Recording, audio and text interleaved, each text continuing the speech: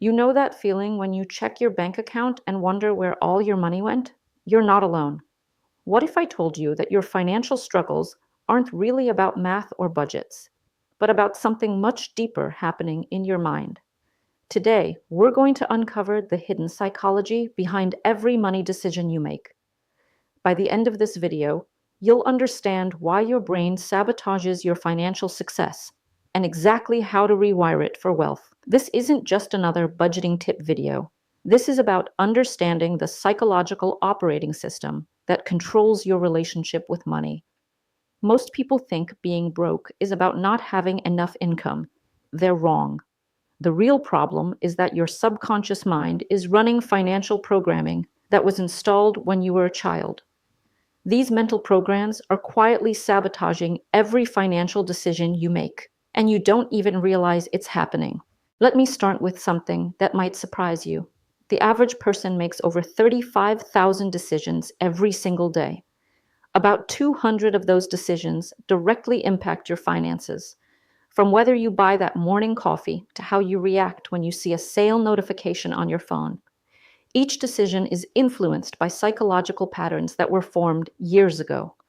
Here's what's really happening in your brain when you make financial decisions. There are three main psychological systems at work. The first is your emotional brain, which seeks immediate pleasure and avoids pain. The second is your rational brain, which tries to plan and analyze. The third is your subconscious programming, which runs automatically based on beliefs formed in childhood. When these three systems conflict, your emotional brain usually wins. That's why you can logically know you should save money, but still find yourself making impulsive purchases. Your emotional brain sees something you want and triggers a chemical response that overrides your logical thinking. Understanding financial psychology starts with recognizing that money isn't just numbers on a screen. Money represents security, freedom, status, love, and power. When you understand what money means to you emotionally, you can start to see why you make the decisions you do. Let's talk about the most common money psychology patterns that keep people stuck. The first is what I call the scarcity mindset. If you grew up hearing phrases like money doesn't grow on trees, or we can't afford that, your subconscious learned that money is limited and hard to come by. This creates anxiety around spending and actually blocks you from earning more. People with scarcity mindset often hoard money when they have it, but they also tend to panic spend when they feel stressed.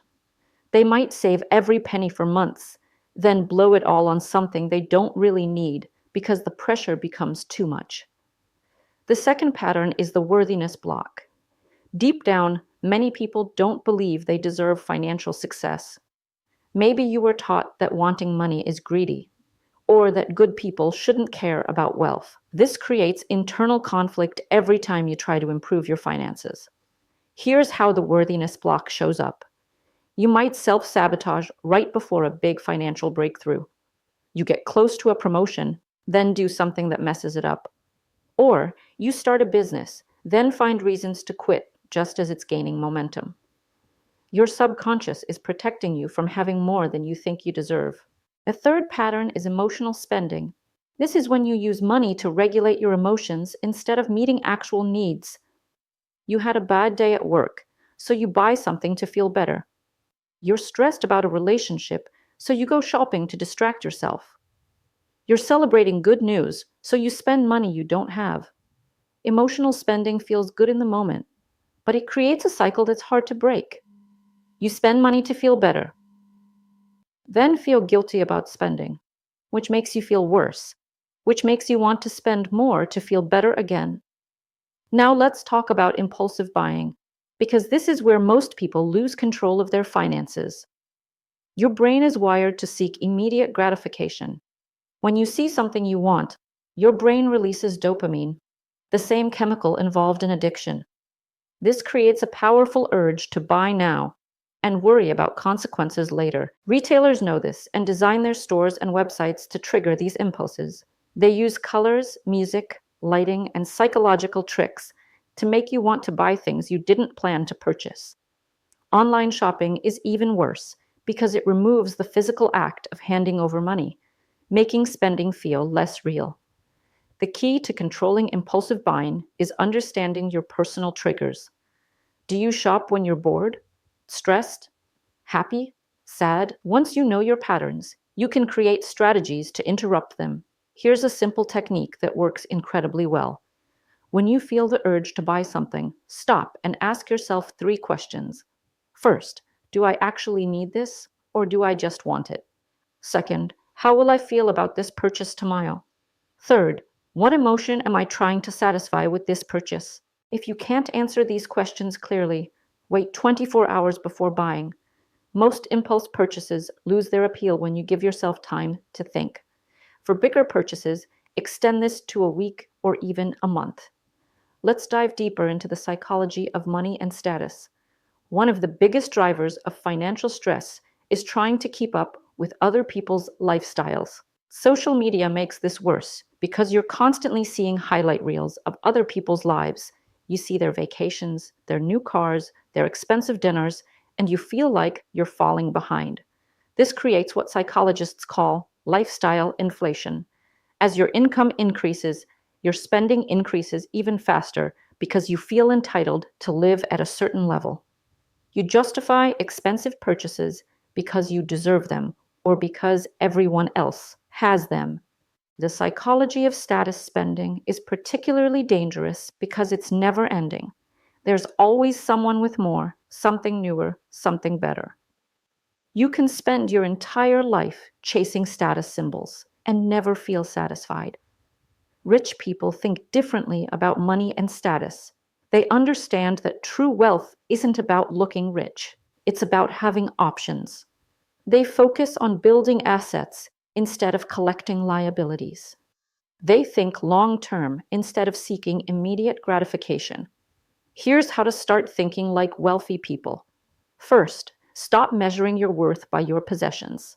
Your car, your clothes, your house don't define your value as a person. Second, start thinking about money as a tool for creating freedom, not just for buying things. Third, focus on building multiple income streams instead of just trying to spend less. The wealthy also understand the power of delayed gratification. They're willing to sacrifice short term pleasure for long term gain. This isn't about being cheap or depriving yourself. It's about being intentional with your money so you can have more choices later. Let me share something that might change how you think about saving money. Most people approach saving backwards. They try to save whatever's left after they spend. This almost never works because there's usually nothing left. Instead, pay yourself first. Save money before you pay any bills or make any purchases. Start with just 1% of your income. If you make $50,000 a year, that's $500. Put it in a separate account that you don't touch. Once you get comfortable with 1%, increase it to 2%, then 3%. Work your way up to saving at least 20% of your income. The psychology behind paying yourself first is powerful. When you save money first, you're telling your subconscious that you're worth investing in. You're also creating a habit of living below your means, which is essential for building wealth. Financial stress affects every area of your life.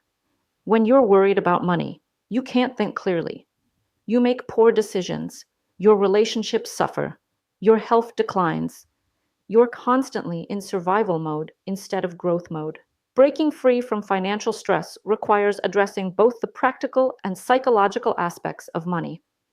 On the practical side, you need to understand where your money goes, create a spending plan, and build emergency savings. On the psychological side, you need to identify and change the mental patterns that created your financial problems. Here's a powerful exercise for changing your money mindset. Every morning, write down 3 things you're grateful for that didn't cost money. This trains your brain to find satisfaction and joy in things that don't require spending. It also helps you realize that many of the best things in life are free. Also, start paying attention to your internal dialogue about money. What do you say to yourself when you check your bank account? How do you talk about wealthy people? What beliefs do you have about money and success? These thoughts create your financial reality. If you catch yourself thinking negative thoughts about money, challenge them. Instead of, I can't afford this, Try, how can I afford this? Instead of, money is hard to come by, try, money flows easily to me. Your subconscious believes what you repeatedly tell it.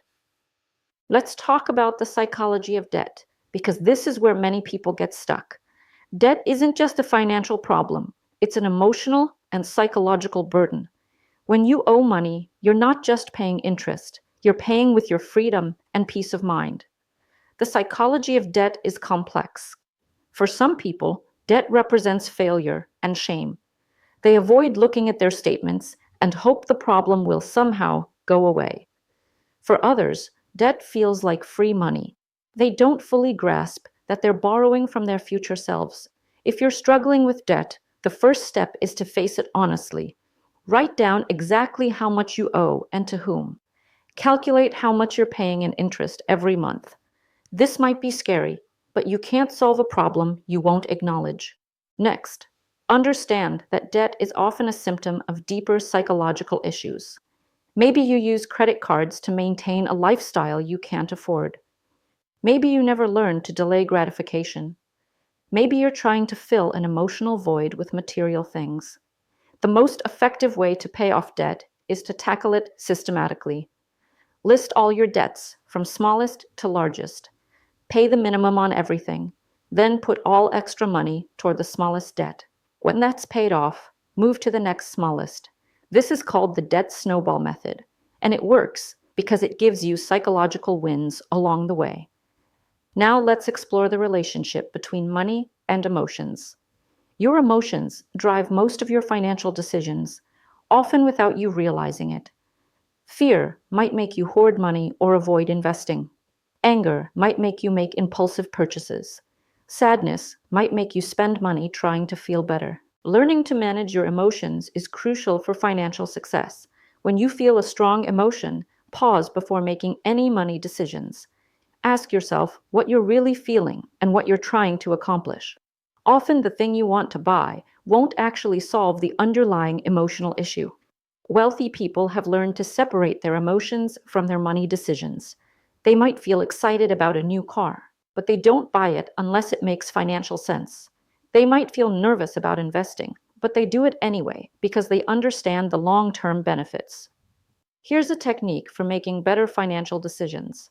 Before any significant purchase, sleep on it. During that time, imagine two futures.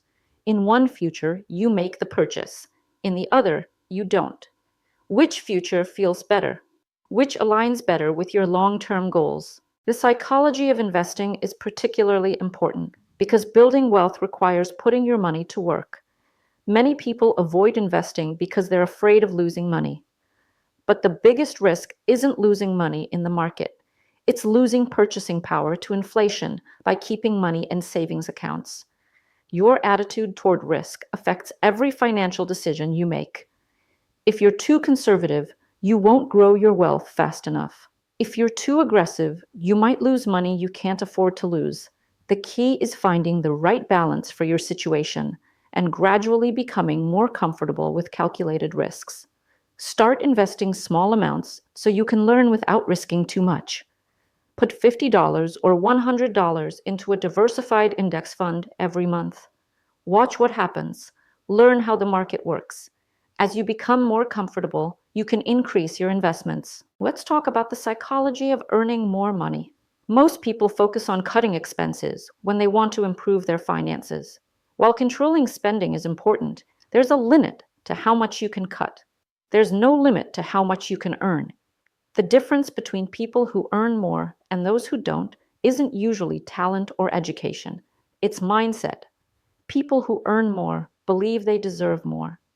They're willing to ask for raises, start side businesses, and invest in their skills. They see opportunities where others see obstacles. If you want to earn more money, start by increasing your value to others. What skills could you develop that would make you more valuable to employers or clients? What problems could you solve that people would pay for? How could you serve others better? Don't just think about your current job. Think about all the ways you could generate income. Could you freelance in your spare time? Could you start a small business? Could you create passive income streams? The more income sources you have, the more secure you'll be. Your relationship with money affects every other relationship in your life. Money fights are one of the leading causes of divorce. Financial stress can damage friendships and family relationships. Learning to communicate about money clearly and honestly is essential for healthy relationships. If you're in a relationship, have regular money conversations with your partner. Talk about your financial goals, fears, and dreams. Be honest about your spending habits and debt. Work together to create a financial plan that works for both of you. Remember that you and your partner might have different money personalities. One of you might be a spender while the other is a saver. One might be willing to take risks while the other prefers security. These differences can be strengths if you learn to work with them instead of against them. The psychology of financial success isn't just about making money. It's about creating a life that aligns with your values and gives you the freedom to make choices. Money is a tool for creating the life you want, not the end goal itself. Think about what financial success means to you personally. Is it about security, freedom, status, adventure? Once you're clear on your why, it becomes easier to make financial decisions that support your goals.